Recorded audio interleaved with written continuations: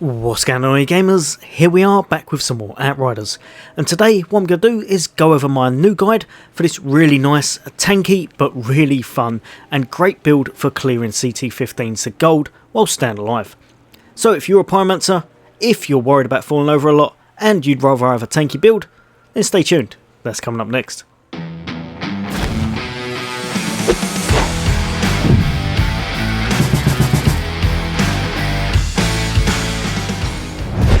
Welcome back all you guys and girls, as always, for all things gaming, for all things Xbox, and of course a lot more Outriders along the way, as well as other fun gaming content. Then why not hit that subscribe and bell icon.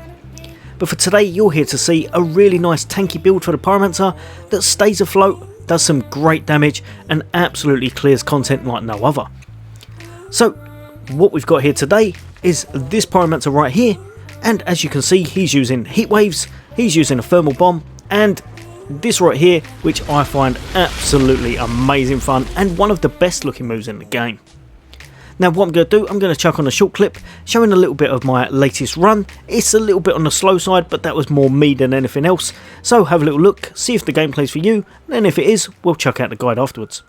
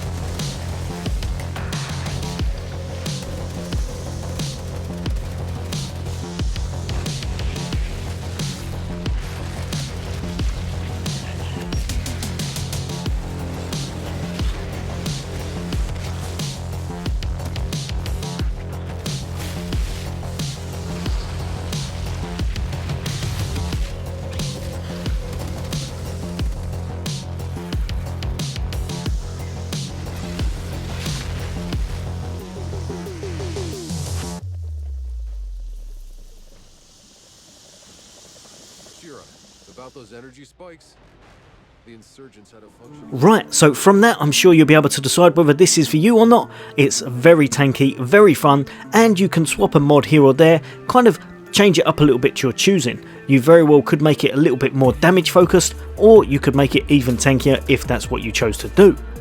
But let's crack on and see what it involves.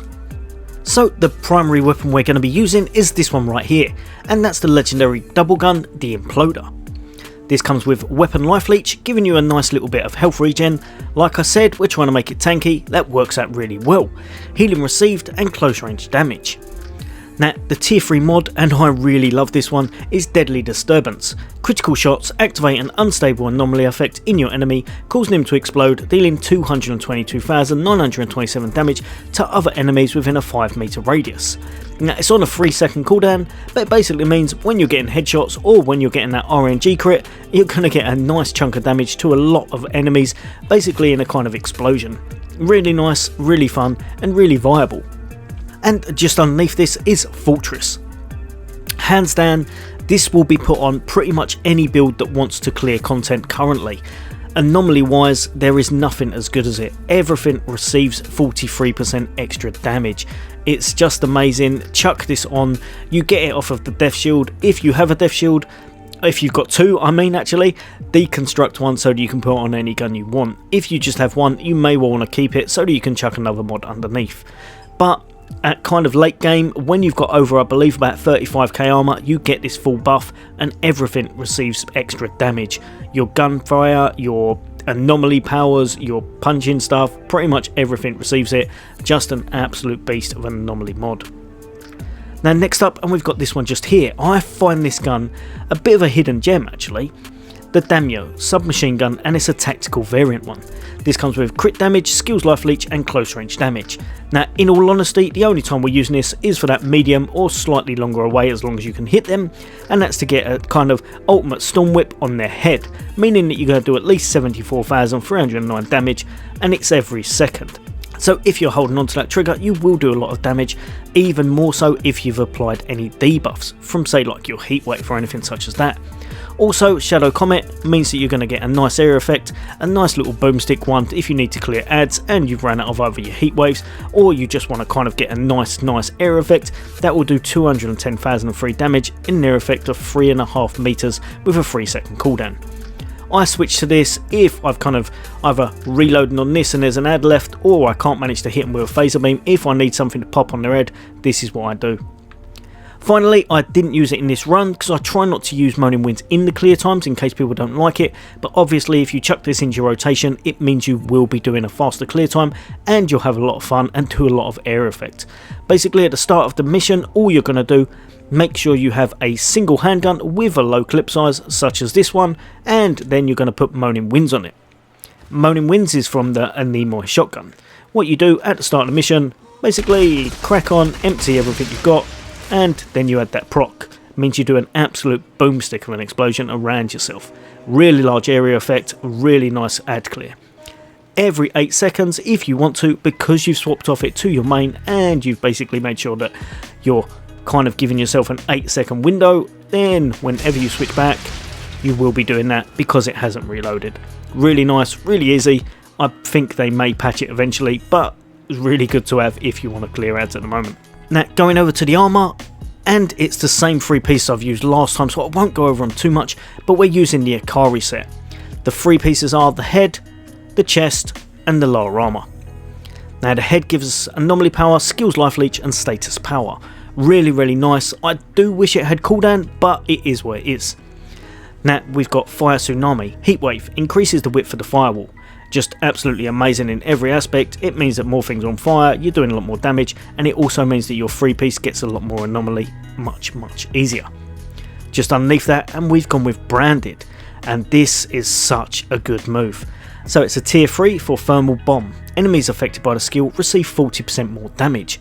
What it means is when we throw out our thermal bomb, we're going to kind of focus on that one, try and kind of get the extra damage on them, especially if we've applied heat waves as well, and then focus on them, kill them and make them explode in an air effect. Really nice and really fun, and clears really good. If you need to know where this is from, it's from the Reforged set. So grab yourself some of that armour, dismantle it if you need to, if you've got more than one obviously, and try and get this. It's a really good mod to have and does a lot of extra damage. Just down here and on this one we've got Damage Absorber. Increases your armour by 52,659 and resistance by 10%. Straight up just my favourite defensive mod. It's just easy to use. There's no kind of prerequisites. There are some out there that's slightly stronger, but most of the time you've got to do something to activate them. Some of them don't even work the way they're intended. This one, straight up, you get 52,000 armour and a nice bit of resist. It works in pretty much all builds. Really nice, chuck it on. And just underneath, Tidal Wave. Heat Wave. The skill can be activated one more time before triggering the cooldown. Just means that we're going to have 2 effects of that. Really nice, and that will also give us 50% extra damage with everything we hit with our heat waves. And thirdly, we've got the lower armour. And this right here comes with the tier 3 mod Anomaly Echo. Grants 3,276 firepower, which helps us pretty much nada, I'm not going to lie. We've got it just for the extra anomaly power. 11,484 anomaly power bonus based on skill activation for 15 seconds. Basically means as long as you're activating skills within that period, you will constantly have 11,484, and that's going to be chucked on top of that already massive kind of 3-piece bonus, which is the one down the bottom for the acari. Now also we've got burnt out. Damaged enemies take 25% more damage for 8 seconds. Like I said, we'll be using 2 heat waves. It means we're going to be applying 50% extra damage, plus the 40% we get from branded means things will take a big chunk of damage, especially bosses. Even though we're running a really tanky survivable build, we have a way to now do quite a fair chunk of damage and absolutely tear through bosses and enemies alike. Like I said, the 3-piece for the acari, you almost definitely know if you're watching this, as pretty much everyone uses it, but it just means that when you're using your heat waves, you'll be getting a 50% anomaly bonus for everyone captured, and I believe it goes up to, if my maths is correct, I believe it's up to 200% of your actually anomaly power. I'm sure it's capped, nowhere says anything, but as far as I can see, it's capped to 200% of what you've got. Now obviously there are things that go on top of it, like the anomaly echo or anything you've got involved in your build, but most times, as far as I can see, unless my game was just glitching out, it seems to be roughly 200% of your anomaly power is where it stays at. Either way, that is still absolutely huge, and it means you can get easily over 400k, upwards of 500, in some builds you can get upwards of 1 million I believe. So as you can see, definitely worth having, and hands down the best anomaly set in the game. Now just down here, and we've got anomaly power, cooldown reduction and status power on our gloves.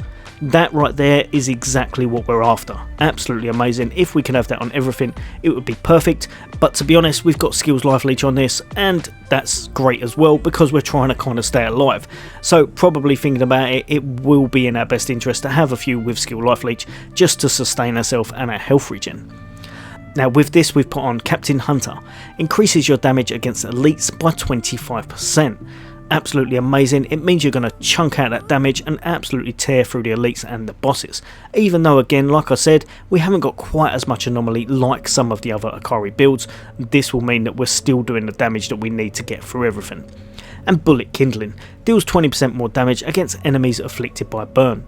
Absolutely amazing. You should have that in almost every pyromancer build unless you're doing some kind of a variant one. Next up, and for the boots, we've got anomaly power, skills life leech and status power. Now if you can, try to get ones with a cooldown. Anomaly, skills life leech and cooldown, or just cooldown in there anywhere, will be for the best. I haven't been able to find one, but that will work absolutely amazing. Now for this, I've got the two tier 1s for the faserbeam, and that's volcanic armor. Faserbeam reduces incoming anomaly damage by 50% and weapon damage by 50% when the skill is active. Now we're going for a tanky build, but now what it means is when we're stood still using our faserbeam, we're probably not going to fall over, which is really nice. Honestly, I've tried it a few times without it, and sometimes things can go wrong. If, however, you didn't want that, I think you probably could put something on, as long as you were standing a little bit further back, not being as close as I am with the kind of in your face, standing right next to everything. I think you could very well take that out and put on something that makes you do a little bit more damage, or put on one that gives you the 33% kind of reduced time, meaning you can spam that a lot faster. That would be absolutely amazing. Either that, or you could change this next one up, and that's Faserbeam, increases the beam's radius by 100%. For myself, I like this. It captures a lot of enemies, you do a lot of damage, you do a lot of air effect, and it looks amazing. It really does. It's one of my most fun moves for looks wise and for actual gameplay wise, so I really like this. But like I said, if you want to swap one of those to kind of change it to your own playstyle, if you want a bit of extra damage, you very well could chuck something else in there. For myself, I found this worked really well. See how it is to your playstyle and adapt it a little bit. Right, so for the skills, pretty much the rotation you're going to use is heat waves. You've got 2 of them. Try and capture as many enemies as possible. Obviously, whenever there is an elite or a boss or anything such as that, try to make sure that you capture a few adds so that you get your anomaly damage all the way up, or anomaly power all the way up should I say, and so that you damage them a lot more. That's going to give you, when you apply 1, 25% extra damage. If you hit them with 2, you're going to get 50% extra damage. Then what you're going to do is come over to here and hit whatever's the biggest thing on the map, or whatever you want to explode with this one, and that will also take 40% extra damage. Between both of these, if you're applying all three, so 2 heat waves and a thermal bomb, it means you're going to be doing 90% extra damage to the enemy target. Next up, what you're going to do, you've probably guessed it, you're going to batter up, and because it's got all that extra damage that it's going to take, you're going to try and focus fire your phaser beam. The phaser beam will not miss because most of the time anything that's close to you also gets hit. So it's kind of in a little circle around yourself, you've got a little bit of air effect going on, but also because you've got such a big radius now, it's not like the small version, it's the one with the 100%, it means it does a really nice kind of air effect, and it really captures a lot of extra adds and is a lot of fun. Like I said, it will also do quite a chunk of change because you've got that elite mod on, meaning they take 25% extra damage, and because you've just used all of these, you will get a fair whack and you'll absolutely knock most elites and some of the bosses for 6. Right, so for the skill tree, we've gone a bit of a strange path, but it seems to work. Just down here, we've got increase your anomaly power by 6%. Just down here, we're trying to get a little bit for our thermal bomb on cooldown, reduce cooldown of your explosive skills by 15%. More anomaly power by 6%. Just up here, weapon damage and anomaly power 5% each. Just over here, it means all of our skills have got a cooldown of 10%. Next up, and we've got Mark's Culmination. Increase your skill damage by 8% against marked enemies. Basically, if you're hitting them with your heat waves, if you're hitting them with your thermal bombs, then you're doing your phaser beam, they're going to take that extra 8%, and it just means that you can hit them even harder. Really nice whenever you can put these into your kind of skill tree. Next up, increase your anomaly power by 6%. Just up here, absolutely amazing in pretty much all builds, increase your damage by 20% against enemies below 30% of health. As you can see, we're cutting up to the middle so that we can get a bit of survivability. It's a tank tree, most times if you want to be tanky, pretty much middle tree is the way to go in every build. Some of them don't actually work very well, but for the pyromancer it is really good because the acari set gives you so much extra anomaly power. You can make it work, whereas in some builds you just won't be able to. So this one right here gives you a little bit of extra health, meaning that your regen gives you a little bit more to play with. Just over here, increase your armor by 20%, no reason to tell you why that's good. Extra armor, really nice. We've got that mod on as well, giving us the 50k, meaning we've got like 127k armor. Really nice, keeps us alive. Just down here, one of my go-tos whenever I can, increase your resistance by 20%. Just absolutely hands down amazing in every build, just for the fact that whenever you've got that skill damage on you, you're not going to fall over straight away and just completely. Next up, and we've got this one just here, a little bit more health. Over here, we've got increase your skill leech by 6%. Like I said, we're going to be using skills all the time. Whenever we can pick up skill leech, it's going to help us in abundance. Just over here, and we've got more health. Extra skill leech, and probably one of my favourite nodes in the game, and that's activating ignite skills, increases your armor by 45% for 10 seconds. If you're playing as an acari build, you will have an ignite skill on for the sheer fact that there is no point playing with the acari set if you're not using heatwave, meaning that this is kind of a guaranteed you might as well pick it up, especially if you're going that middle path.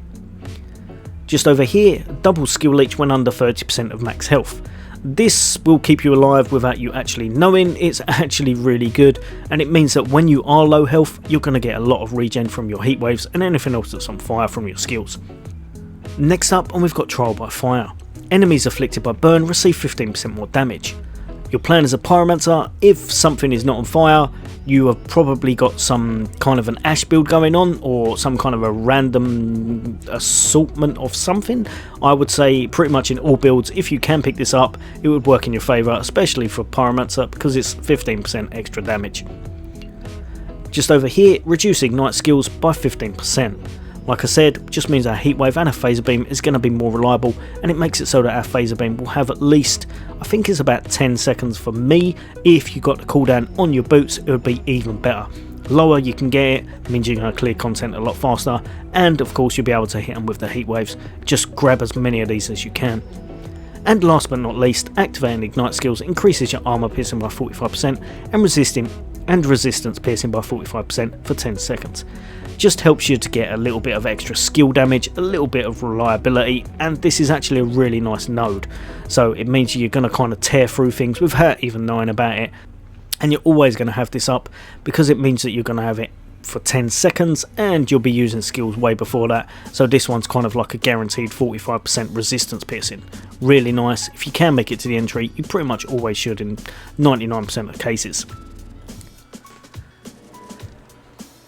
Right, all you gamers, I hope I haven't taken up too much of your time. That's what I've put together this time. Next week will be a completely different build. I have no idea what I'll be doing yet, but I'm sure it'll be a lot of fun. As always, like I said, adapt the build to your playstyle. I would try it like this because it seems to work very well for myself, but if you wanted to swap out one of those faserbeam mods, you very well could do, and you may find something that kind of works better in your playstyle. But as always, guys and girls, take care. I'll see you all next day.